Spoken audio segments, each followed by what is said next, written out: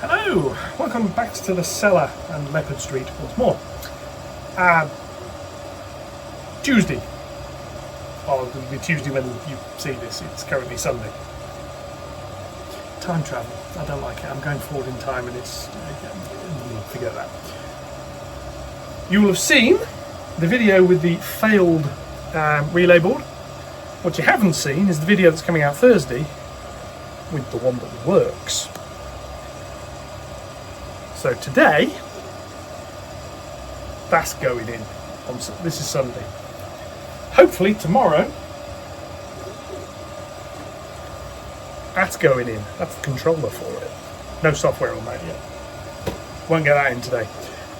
Today's job, wire that relay thing in and test it. Now, this is editing me recording this on a Monday evening. This section was about 20 odd minutes long when I came back, 23 minutes long, and I thought to myself, nobody needs to watch that. So this is in 10 times speed. So what we've just done, taken the strip board Arduino out. This is the relay board, and what is now going in are the connection wires. The connector terminals you can see on the right go to the track feeds. So these are going to get the purple and the pink wires you're watching me putting in here. The one thing that I missed when I did this, which is is one of those utterly hilarious things that happens on Leopard Street. When you see this tested later on and the lights come on, the light nearest me is the track nearest you. The middle one is the middle one, and the one nearest... So I've got the wires. It's not exactly wired incorrectly. I can live with it. It works. Anyway, so this is going in. These are the track feeds. Just removing a cat that's trying to join in. It's the delightful one that got pictured recently. This is 2402 cable going in with the bootlace ferrules at one end and a spade terminal at the other. So a fork terminal at the other going into that distribution block. This is replacing the temporary wiring that was there. This is set up so that polarity-wise, when this board is not powered, this is good for trains to leave the yard. So they won't be able to enter where that CCT van is and the little J52, but they will be able to leave at the other side. This is deliberate, and it's all part of the way the sensors work. So this goes in. Then we have these brown and blue 3202 wires. These go in as well into one of the two little terminal blocks at the back. The one on the right, I believe it is, from your perspective. The other is the power connector for this. So we'll see how this goes on in a sec. Yeah, so here's another little sped up clip. This is just basically putting the mounting in place, little 3D printed bracket there. A few more screws just to hold it into that. Then it's just a final check of which wire goes where, which is done with the continuity testing here with the multimeter. Basically so I know which way round to put the brown and the blue wires in. And then this is for the controller later, and if you notice later on it's rotated because I unscrewed it. Okay, we are now, in theory, able to run. So I'm just waiting for a throttle to fire up. So the first thing I'm going to do is take the D49, which is sitting over there, and she's going to reverse back round to here, which I've not been able to do before, so we'll see. So D49 into reverse, and off she goes. And when she goes past where that yellow button is, she's then onto the reversing section.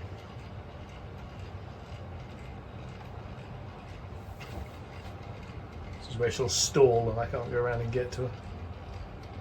Go nice and slowly just in case something goes wrong.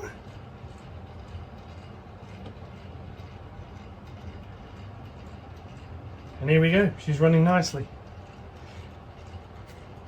There's a limit to how much further round I can bring her, because the points at this end aren't set right and she can't run out, obviously.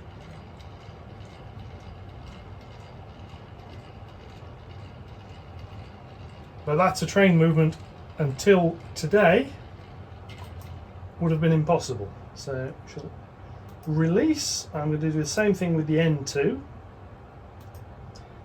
which is going to check that outer line. So into reverse. Off she goes. I'm going to be careful here because I've had some issues derailing stuff going this way. This is wrong way running, so I won't normally be doing this. So hopefully it'll work. And no, derailed immediately over that join there. Don't quite know why. When I was testing those, they worked perfectly. Okay, I'll go and sort that out in a minute. What I'm going to do is the French one. So she's going to go backwards on the inner loop. And is also derailed. So I'm going to go and sort those derailments out, and I'll be back in a sec. Okay, back on the rails. I think the Thomson coaches, I think I just nudged one with my elbow. So carry on trying to bring her back. She's rumbling nicely.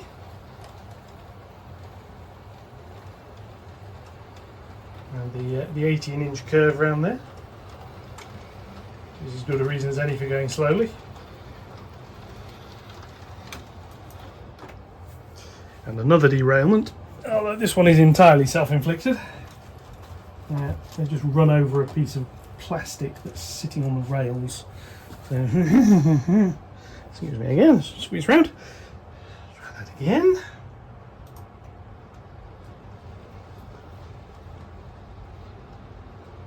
So we're coming round now. We don't have a short circuit. She's slowing down because of the friction on the corner. But again, another train movement that until not that long ago wasn't possible, and something else has derailed, which is, yeah, a coach.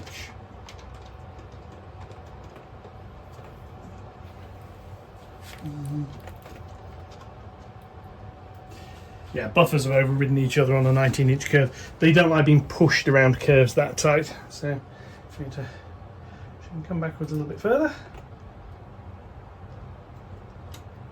Should let her straighten up a bit.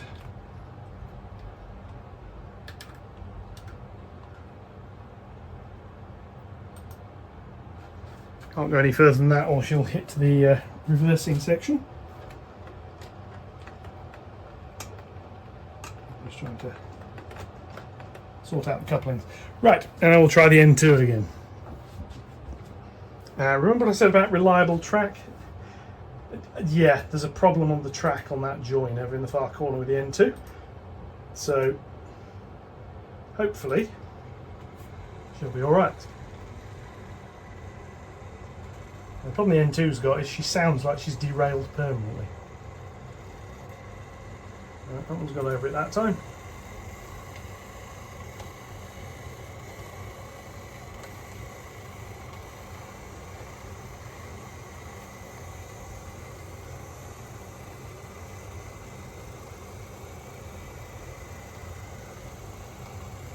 She'll bring her around nice and steadily.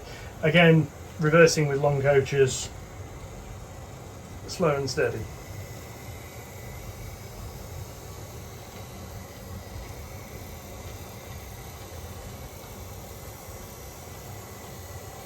And all the polarity circuits seem to be working nicely. So if you can stop there. Okay. Well, the next test is bring them forward again. So I'll start with the N2. She could actually run all the way out onto the main line at the moment, but I'll do that tomorrow when I've got everything set up.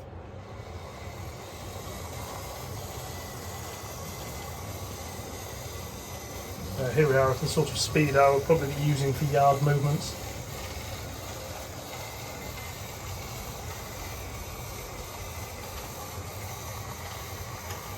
So again, a movement that until fairly recently wouldn't have been possible.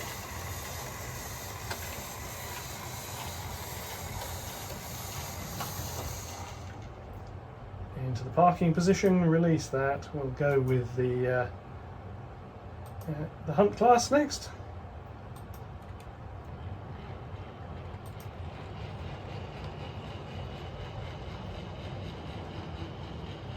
So again, round she goes. As by the aim is by tomorrow night I'll be able to do proper actual reversing, and then I'm going to run a train from the incline down around the layout and back up on the incline. That is the goal for tomorrow. So she can come there, release that, bring Chamoisière, I think is the name.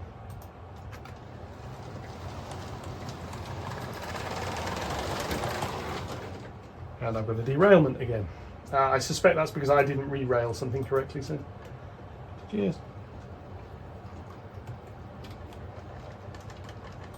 Bring it back a little bit so I can reach.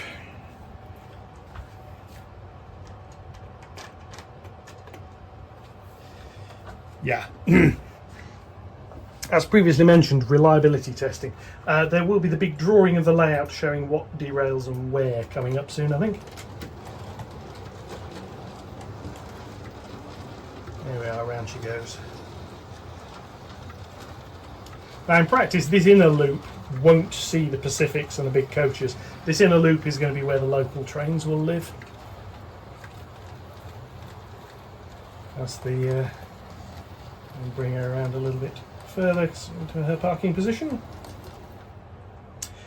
Because the idea is, this inside loop here, come over here where you can see me, this inside loop here will have two local freight trains. This middle loop will have the local stopping passenger trains, and then this outer loop here will hold the express passenger trains. The express passenger trains are the local ones. Well, these are all the trains that will go to the station and then come back. But for today, that's that. So that's at the end of recording on Sunday. We're back shortly for you and tomorrow for me. But in this little board here, some sensors, and well, even if the sensors may be done during the week. This inner track, however, will be operational tomorrow because its sensor rig is already there. I can connect all the sensors up. All I then need to do is add the infrared LEDs, and I might be able to get that done as well tomorrow. So, I'll see you in a mo. Okay, Monday, I'm back. This is now in, fully powered up.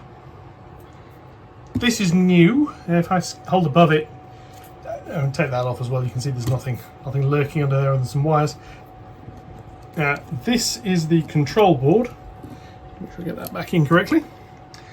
It is literally an Arduino Nano, an OLED screen. This basically does the same thing that big screen used to, except this is slightly more text on it.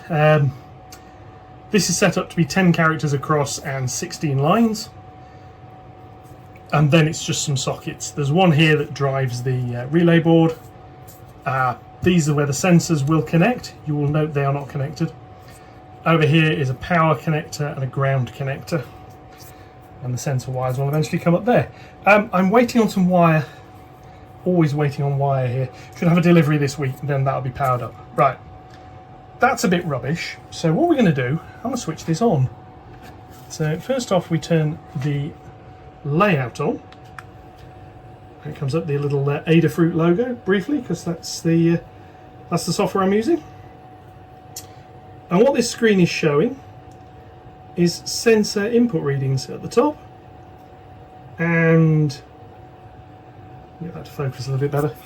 Yeah, the top 6 rows are sensor input readings, which will be between 0 and 1023. And as you see, they're fluctuating a bit. I mean, if I just put my fingers over those, changes. And at the bottom, those zeros, which turn to 1, which say reverse next to it, or rev, is how it works. Now, thing to note, if I put my finger on, changes instantly. Finger off, wait a little while, wait a second. I can change that value. I've got to take this thing upstairs to reprogram it if I want to do that. What this means is I can power on the relays, which powers on all the points and other bits and pieces on this layout. If I do this, they'll come on, go off again, come on, go off again. So while the sensors aren't here, so I can't drive trains in and out auto-magically,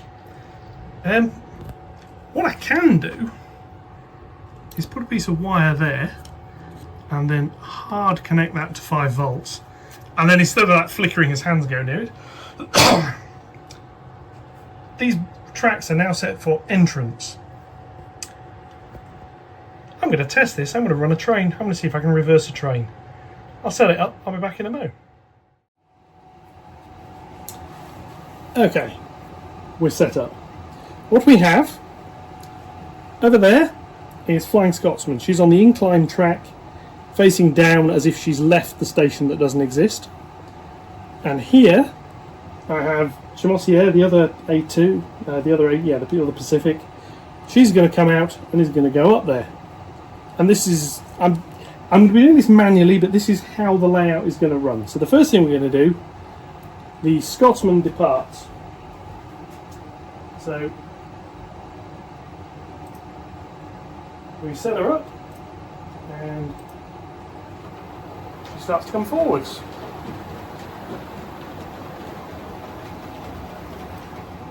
And she has to wait at the signal for the junction to set so that she can come down. And that clears and down she comes. And she'll come back into view in a sec. I don't really have a position where I can show the whole thing.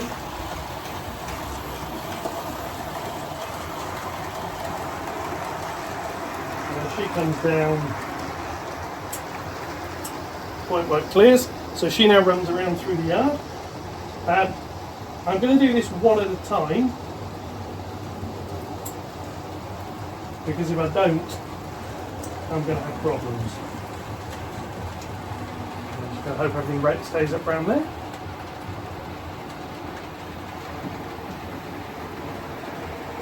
So she comes around here, again approaching the junction, and again she gets held. And she gets held while I sort the signals out, and in this case sorting the signals out means setting the fiddle yard for approach. And she's going to run onto the inside track. So that's set. The point work at the entrance is set, so in she comes.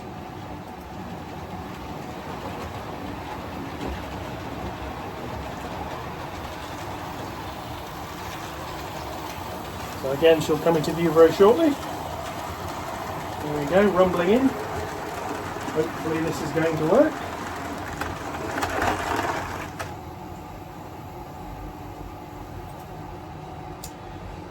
Yeah. Anyway, hopefully this is going to work.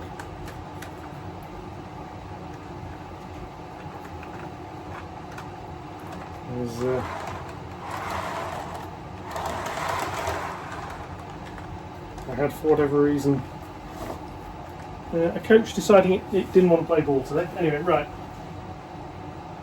We shall continue. So she enters the yard under that sensor and moves around into a parking position.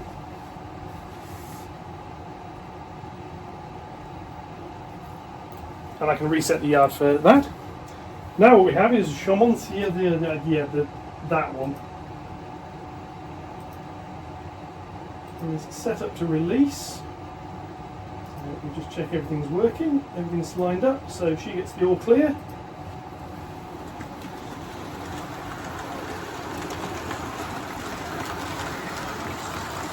Now she comes and we'll see whether this one can make it round without derailing.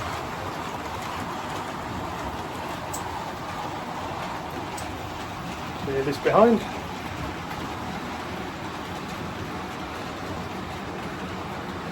And then as she's rumbling around, but actually no, I'm not going to try and do two at once because it means opening another throttle up and then I'm going to try and pay attention to two things at once, which is never a good idea.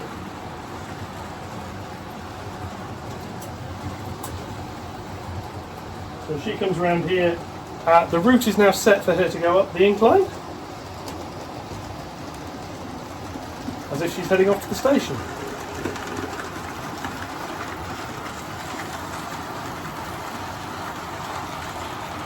We're wobbling slightly over the diamond, but there we go, never mind.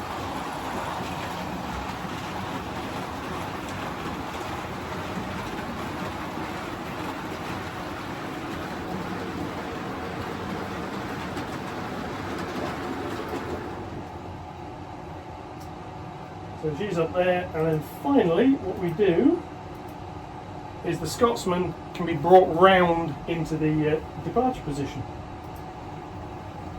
And this is the very first time a train has actually been able to reverse on this layout, so I'm quite pleased with this.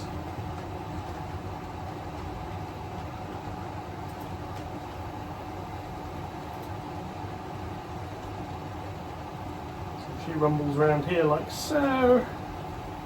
Comes around to the stop point, which is there.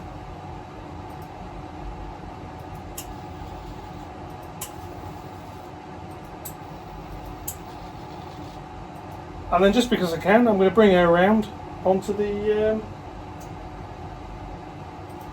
inner loop track, facing the other way.